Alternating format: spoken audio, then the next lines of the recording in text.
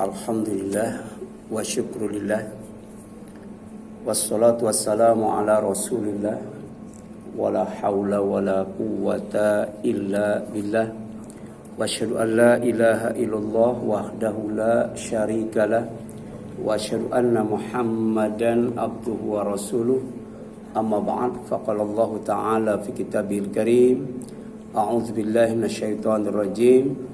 Ya ayyuhalladzina amanu taqullaha haqqa tuqatih wa la tamutunna illa wa antum muslimun. Ikhwat iman, ikhwan fillah, jamaah salat zuhur,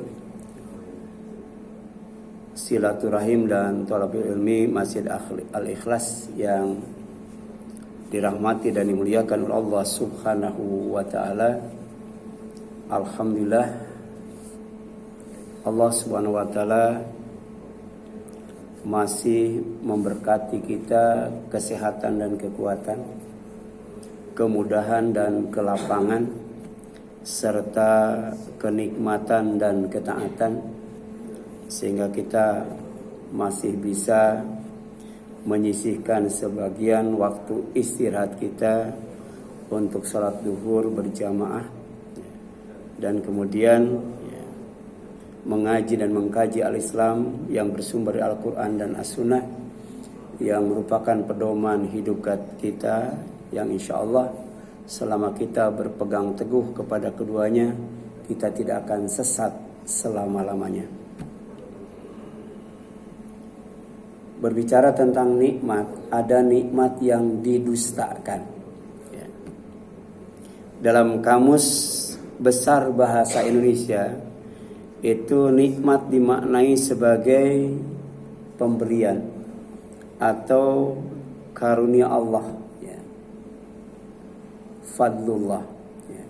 Jadi fadlullah itu adalah pemberian Allah, karunia Allah yang diberikan kepada hambanya, dan merupakan salah satu bentuk nikmat. Jadi kalau bukan hamba Allah, Allah tidak akan memberikan kenikmatan. Allah tidak akan memberikan karunia-Nya. Jadi syaratnya harus menjadi hamba Allah. Baru Allah kasih yang namanya nikmat, yang disebut fadlullah. Kemudian nikmat juga artinya enak. Jadi kalau kita enak makan, enak tidur, kemudian enak bekerja, enak ibadah, itu artinya nikmat dari Allah Subhanahu wa taala. Nikmat juga artinya adalah lezat. Lezat itu enak banget. Jadi enak sekali, itu lezat. Makan enak sekali, tidur enak sekali, itu artinya nikmat. Kemudian nikmat juga berarti adalah sesuatu yang memuaskan, bikin puas. Itu disebut ridho. Kemarin sudah dibahas tentang ridho kepada Allah. Jadi kalau kita hidup merasa puas, itu artinya Allah memberikan nikmat kepada kita.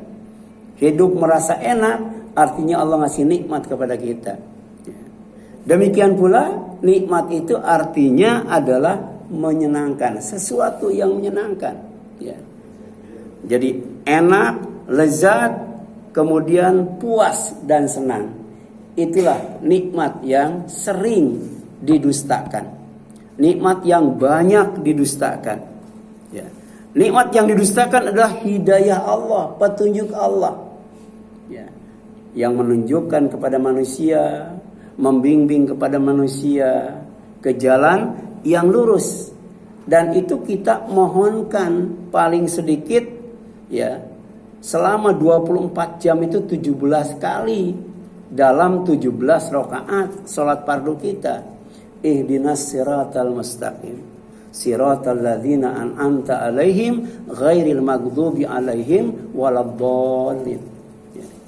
Jadi nikmat adalah hidayah Allah, yang menunjukkan ke jalan yang lurus, ya, jalan yang menjanjikan kenikmatan. Ya. Jadi jalan itu kalau ditempuh oleh Allah, oleh kita, maka hidup kita kan merasa nikmat. Ya. Ghairil maghdub alaihim waladhdallin. Bukan ya jalan yang dibenci oleh Allah, bukan jalan yang sesat. Ya. Jadi manusia itu oleh Allah ya, dibagi menjadi 3 golongan. Pertama, manusia yang berilmu kemudian mengamalkan ilmunya. Itulah ya yang Allah beri nikmat. Dia menempuh jalan yang lurus, hidayah Allah SWT. Ada orang yang berilmu tapi kemudian ilmunya tidak diamalkan. Itulah orang yang dimurkai. Tahu tapi kemudian tidak mengamalkan ilmunya. Ya. Makanya bodoh itu ada 2 macam. Ada bodoh yang disebut basit. Bodoh yang artinya tidak tahu karena tidak mau menuntut ilmu, tidak punya ilmu. Tapi ada jahil, bodoh yang namanya murakkab. Dia tahu, dia rajin menuntut ilmu, tapi setiap ilmu yang didapat tidak diamalkannya. Itu namanya jahil murakkab. Tapi ada juga orang yang sesat. Siapa orang yang sesat? Orang yang beramal tanpa ilmu. Makanya Imam Bukhari bikin satu judul adalah al-ilmu qoblal amal. Jadi kalau kita mau beramal, maka hendaklah kita menuntut ilmu. Menuntut ilmu dulu, baru kemudian beramal. Menuntut ilmu dulu, baru beribadah. Menuntut ilmu dulu, baru beramal soleh. Ya. Oleh karena itu, ya, ternyata menuntut ilmu itu luar biasa. Ya. Kalau kita menuntutnya, insya Allah ya, dimudahkan menempuh jalan menuju surga. Jadi jalan menuju surga itu susah, tapi dimudahkan bagi orang yang menuntut ilmu. Dan ketika kita mendapatkan ilmu, makin banyak ilmu kita, makin luas ilmu kita, makin dalam ilmu kita, itu makin takut kepada Allah Subhanahu wa taala. Dan ternyata orang yang takut kepada Allah itu surganya ada 4. Surganya ada 4 tuh, ya. Dikasih 4 surga itu. Ya. Itu dalam surat Ar-Rahman tuh, waliman khaufa maqama rabbih jannatan. Dan khusus bagi orang yang takut kepada Allah, takut kepada kebesaran Allah, takut kepada murka Allah, takut kepada laknat Allah, takut kepada azab Allah, takut kepada neraka Allah, dapat 2 surga. Padahal 1 surga saja luasnya seluas langit dan bumi. Ini 2 surga. Tapi ternyata di dalam ayat berikutnya wa min dunihi majannatan, di samping 2 surga ada 2 surga yang lainnya. Bayangkan, ya. Syaratnya takut kepada Allah SWT. Dan tidak ada orang yang takut kepada Allah kecuali orang yang berilmu. Makanya salah satu ciri ulama, ciri orang alim adalah takut kepada Allah Subhanahu wa taala. Dan ciri orang yang takut kepada Allah Subhanahu wa taala, dia mampu mengendalikan nafsunya. Ya. Dia mampu menahan nafsunya. Ya. Makanya di dalam surat An-Nazi'at dijelaskan wa amma man khaufa maqama rabbih wa nahan nafsa 'anil hawa fa inna jannata hiyal ma'wa. Maka dan adapun orang yang takut kepada kebesaran Allah dan dia mampu menahan nafsunya, maka sesungguhnya surga tempat tinggalnya. Tadi surganya bukan 1, bukan 2, bukan 3, 4 itu surganya. Luar biasa. Ini tawaran yang menarik dari Allah Subhanahu wa taala. Ya. Kemudian yang selanjutnya, nikmat yang didustakan adalah hidayah Allah yang menunjukkan ke jalan yang lurus. Apa itu jalan yang lurus? Taat kepada Allah dan Rasulnya. Ya. Kalau kita menempuh jalan yang lurus, berarti kita taat kepada Allah dan Rasulnya. Insya Allah hidup nikmat dunia akhirat. Hidup enak, hidup lezat, hidup senang, hidup puas. Dunia akhirat. Asal taat, syaratnya taat kepada Allah dan Rasulnya, ya. Dan ini disebutkan di dalam surat An-Nisa ayat 69. Wa may yuti'illaha war rasul fa ulaika ma'al ladzina an'ama Allahu 'alaihim minan nabiyyin wasiddiqin wasyuhada wassalihin. Ya, wa hasuna ulaika rafiqa. Dan siapa saja kata Allah yang taat kepada Allah dan Rasulnya, ya, maka mereka itulah orang yang telah Allah, maka mereka itulah yang akan bersama orang-orang yang telah diberi nikmat oleh Allah. Siapa? Pertama para nabi. Yang kedua para siddiqin, para pencinta kebenaran, ya, para pencinta kebaikan. Baru kemudian asyuhada, orang yang mati syahid. Dan yang keempat adalah wasolihin, orang-orang yang saleh. Dan keempatnya kata Allah, wa husna ulaika rafiqa, itulah teman yang terbaik. Ya. Kita diperintahkan oleh Allah pertama mendirikan sholat, yang kedua menunaikan zakat, yang ketiga jangan lupa warka'u ma'ar raki'in, hendaklah ruku bersama orang-orang yang ruku, jangan salah gaul. Ya. Jadi kita harus berteman dengan teman yang terbaik. Ternyata teman yang terbaik itu ada 4. Para nabi, para siddiqin, para syuhada, para sholihin. Insya Allah kalau kita berteman dengan mereka, ya, kita akan mendapatkan nikmat dari Allah SWT. Dibimbingi oleh Allah ke jalan yang lurus, yaitu dengan taat kepada Allah dan Rasulnya. Ya. Jadi kalau kita cinta kepada Nabi, insya Allah bersama Nabi. Kalau kita cinta kepada orang-orang yang benar, orang-orang yang baik, insya Allah kita akan bersama orang-orang yang benar dan baik. Kalau kita mencintai orang-orang yang mati syahid, kita akan bersama mereka dalam nikmat Allah. Demikian pula kalau kita mencintai orang-orang yang saleh, bergaul dengan orang-orang yang baik, kita akan bersama mereka. Ya. Jadi ada, ya, 2 orang yang bersahabat, 2 orang yang berteman saling mencintai, yang satu masuk surga, yang satu masuk neraka. Ternyata orang yang masuk surga mencari temannya yang masuk neraka. Dan kemudian setelah ketemu ya dengan ya pertemanan itu, maka orang yang tadinya masuk neraka dimasukkan ke dalam surga. Ini luar biasa. Keutamaan berteman dengan orang-orang yang baik, orang-orang yang benar, ya. Makanya anta ma'aman ahbabta, engkau akan bersama orang yang engkau cintai, ya. Makanya cintailah Nabi, cintailah Rasul, cintailah Allah, cintailah Al-Quran. Insya Allah kita akan hidup bersama mereka baik di dunia maupun di akhirat. Kemudian nikmat yang didustakan adalah hidayah Allah yang menunjukkan ke jalan yang lurus, yaitu beribadah kepada Allah dan tidak beribadah kepada syaitan. Jadi Allah menjanjikan kepada kita kalau kita ibadah kepada Allah insya Allah nikmat. Tapi kalau kita beribadah kepada syaitan nggak bakal nikmat. Dan ternyata hidup kita di dunia ini terikat oleh janji. Janji kita dengan Allah, ya. Kita berjanji kepada Allah dan Allah kemudian mengingatkannya lewat Al-Quran, lewat firman-Nya yang terdapat dalam surat Yasin ayat 60-61, bahwa kita terikat oleh janji. Alam ahad ilaikum, bukankah aku berjanji kepada kalian, ya Bani Adam, wahai manusia, anak cucu Adam, alla ta'budus syaitan, ya, kamu tidak akan menyembah syaitan. Ini janji yang pertama, ya.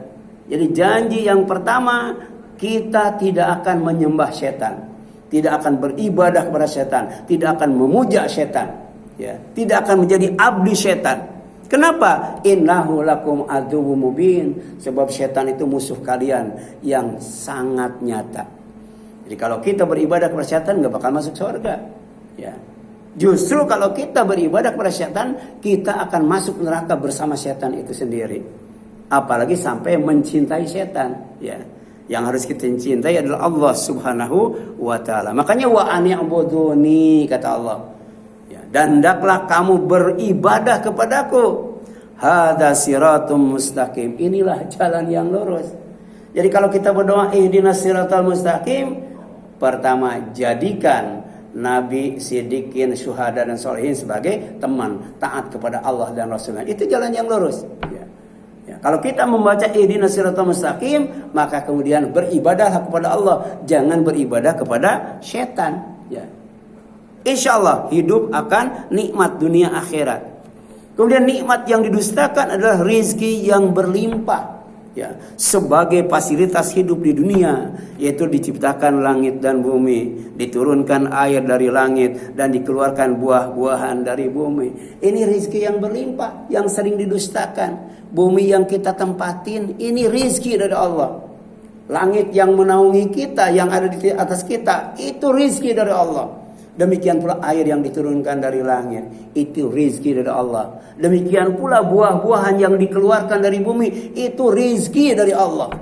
Ya. Makanya kita diperintah oleh Allah untuk ibadah kepadanya, karena kita hamba Allah. Kita diperintahkan ibadah kepada Allah karena kita ciptaan Allah. Kita diperintah ibadah kepada Allah karena kita diberi rizki oleh Allah Subhanahu wa taala. Makanya dalam surat Al-Baqarah ya, ayat 21 dan 22 Allah mengingatkan kepada kita, kalau kita ingin menjadi orang yang bertakwa, yang dijanjikan surga yang kaplingnya seluas langit dan bumi, ibadah kepada Allah. Ya. Kemudian yang kedua, ya, fala taj'alu lillahi andada wa antum ta'lamun. Ya. Janganlah kamu menjadikan untuk Allah itu tandingan, saingan, bandingan. Jangan melakukan kesyirikan. Pertama ibadah kepada Allah, yang kedua jangan menyekutukan Allah. Sementara kamu tahu kamu itu adalah hamba Allah. Sementara kamu tahu kamu itu ciptaan Allah. Sementara kamu tahu kamu itu diberi rezeki oleh Allah. Jangan ya menyekutukan Allah Subhanahu wa taala. Ya, ini surat Al-Baqarah 22 ya. Jadi beribadah kepada Allah dan tidak menyekutukan Allah, ini termasuk nikmat yang didustakan. Ya. Gitu. Bayangkan ya. Bumi yang kita tempatin itu kalau kita baca Al-Qur'an adalah tempat yang cocok buat manusia. Jadi Allah menciptakan banyak tempat di alam semesta itu, alam semesta ini. Tapi secara ilmiah cuma satu tempat yang bisa dihuni oleh manusia, namanya bumi. Ya, silakan kalau tidak mau ibadah kepada Allah, cari tempat tinggal selain bumi, nggak bakal ketemu tuh. Ya, oleh karena itu Allah naungi dengan bumi, dengan langit, dan langit itu sakfan mahfudza, bukan atap seberang atap, tapi atap yang melindungi, karena setiap detik, setiap saat banyak benda-benda luar angkasa yang mau masuk bumi, kemudian akan mengganggu ya keamanan orang yang tinggal di bumi. Itu begitu masuk hancur, belum nyampe ke bumi ya. Dan itu Allah ya lewat Rasulnya menurunkan wahyu ya 15 abad yang lalu bahwa langit itu diciptakan sebagai naungan dan sekaligus sebagai sakfan mahfudho, atap yang dijaga ketat sehingga manusia yang ada di kolong langit itu ini aman dan selamat karena dilindungi oleh bumi. Ini rizki dari Allah Subhanahu wa taala. Bayangkan ya, kalau di bumi ini tanpa langit, nasibnya bakal seperti bulan itu. Tiap hari banyak itu benda-benda luar angkasa jatuh. Ya, satu kali jatuh maka bikin lubang besar ya. Dan benda yang jatuh itu bukan kecil, ada yang segede kota Jakarta itu, bayangkan. Ya, kalau bumi tanpa langit ada semacam meteor jatuh ke Jakarta, orang Jakarta hancur itu. Jatuh ke Sukabumi, jatuh ke Garut, jatuh ke Cianjur, jatuh ke Sumatera, habis itu ya. Tapi dalam waktu yang sama air juga menurunkan hujan. Bayangkan hidup tanpa air, nggak bisa tuh. Kemudian air ketika turun ya menyiram bumi, tiba-tiba bumi menjadi hidup, bahkan menumbuhkan berbagai macam buah-buahan. Dari satu air banyak buah-buahan yang keluar. Dan itu adalah rizqul lakum, kata Allah. Rizki buat kamu. Pesan Allah cuma satu, fala taj'alu lillahi andada wa antum ta'lamun. Jangan melakukan kesyirikan. Makanya orang yang melakukan kesyirikan itu disebut jahiliyah, orang yang bodoh ya. Jadi orang yang bodoh itu bukan orang yang tidak berilmu, orang yang tahu tapi kemudian mengingkari ilmunya. Ini surat Al-Baqarah 21-22. Kemudian nikmat yang didustakan adalah karunia lebih yang diberikan kepada Bani Israel. Ya, dengan diutus para nabi, para rasul, diturunkan suhuf dan kitab, serta diturunkan makanan dan minuman yang sangat enak. Jadi bangsa yang sampai sekarang itu masih ada. Ya, ada bangsa-bangsa lain selain Bani Israel, satu kali berbuat dosa langsung diazab, ya, habis sampai turunannya. Ada Ad, ada Tsamud. Tapi Bani Israel turunan Nabi Yakub berkali-kali dia berbuat dosa sampai sekarang masih ada. Dan kemudian Allah kasih keunggulan dibandingkan dengan manusia yang lainnya. Yang namanya George Soros, satu orang bisa menguasai dunia, luar biasa itu, ya. Ya. Dan ternyata kalau kita lihat, ya, sejarah Bani Israel. Allah naungi awan di atasnya. Berjalan kemana saja, berada di mana saja, di atasnya ada awan. Tidak kepanasan. Ya. Kemudian Allah kasih makanan dan minuman yang lezat, yang enak, yang bernama mana dan salwa. Ya. Nikmat yang lainnya yang Allah turunkan apa? Ya, kitab-kitab. Ya.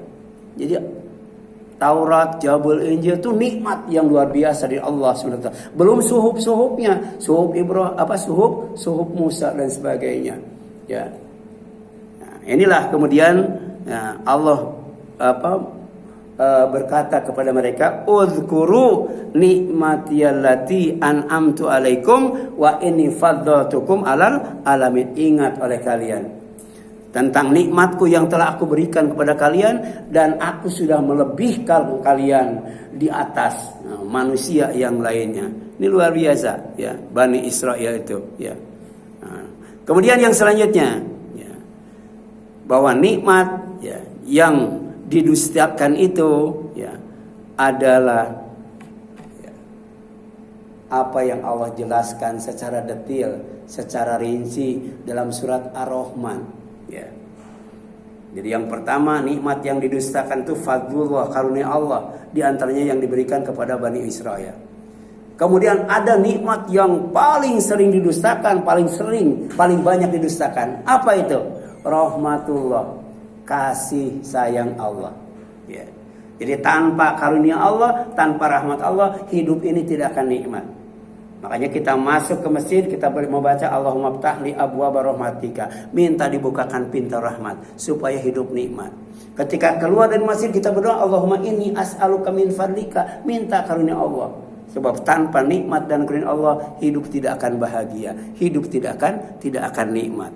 Nah, surat Ar-Rahman menjelaskan di antaranya di dalamnya itu ada pertanyaan yang disebut berkali-kali. Babi ayyi ala'i rabbikuma tukadziban. Itu berapa kali tersebut? Ya, maka dengan nikmat apa saja ya, kepada nikmat apa saja yang kalian dustakan. Ini yang ditanyakan adalah bangsa jin dan bangsa manusia itu, ya.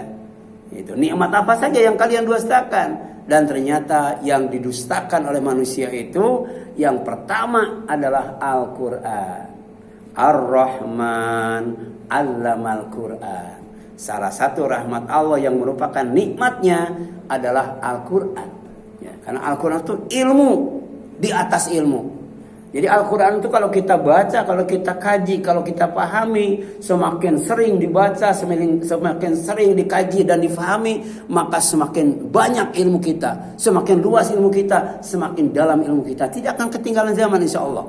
Ya, karena Al-Quran itu ilmu dari Allah, dan itu nikmat yang sangat luar biasa. Ya, semakin maju ilmu dan teknologi, semakin banyak kebenaran yang disebutkan dalam Al-Quran. Banyak orang yang ilmuwan yang masuk Islam setelah baca Al-Quran. Ya, banyak sekali itu. Artinya Al-Quran itu ilmu dari Allah yang menunjukkan kebenaran Al-Quran itu sendiri, bahwa Al-Quran itu bukan kata Muhammad, bukan omongan Muhammad, tapi firman Allah Subhanahu wa taala. Wa ma yantiqu anil hawa in huwa illa wahyu yuha. Nabi Muhammad itu kalau ngomong tidak berdasarkan nafsunya, tapi dia ngomong berdasarkan wahyu dari Allah Subhanahu wa ta'ala. Yang sekarang lagi viral, bahwa Al-Quran itu bukan firman Allah, tapi omongan Muhammad. Itu disampaikan oleh Panji Gumilang ya. Pada dalam surat An-Najm Allah ingatkan, Al-Quran itu adalah firman Allah Subhanahu wa ta'ala. Tapi itu yang banyak didustakan ya. Itu. Dan yang kemudian yang terakhir Allah menyebutkan tentang apa? Tentang surga. Jadi dari sekian banyak nikmat, dari sekian banyak rahmat Allah yang didustakan oleh manusia itu, yang pertama Al-Quran, yang terakhir adalah sorga. Sorga itu. Ya, makanya Allah kasih sorga yang luar biasa bagi orang yang takut kepada Allah, mampu mengendalikan nafsu. Sorganya tidak satu, tidak dua, tidak tiga, tapi 4. Bagaimana kenikmatannya disebutkan dalam Al-Quran. Makanya rugi kalau kita tidak baca surat Ar-Rahman. Rugi kalau kita tidak memahami surat Ar-Rahman. Dan rugi kalau kita tidak mengamalkan surat Ar-Rahman. Kita tidak akan mendapatkan ilmu, tidak akan mendapatkan rahmat Allah. Dan puncaknya rahmat Allah yang merupakan nikmatnya adalah jannat, surga. Insya Allah ya. Selama kita tidak mendustakan nikmat Allah, bahkan kita mensyukuri nikmat Allah, Allah akan menambah nikmatnya untuk kita.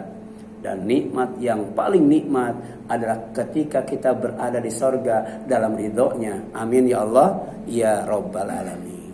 Ya silakan, sampai di sini ada yang tanyakan? Silakan.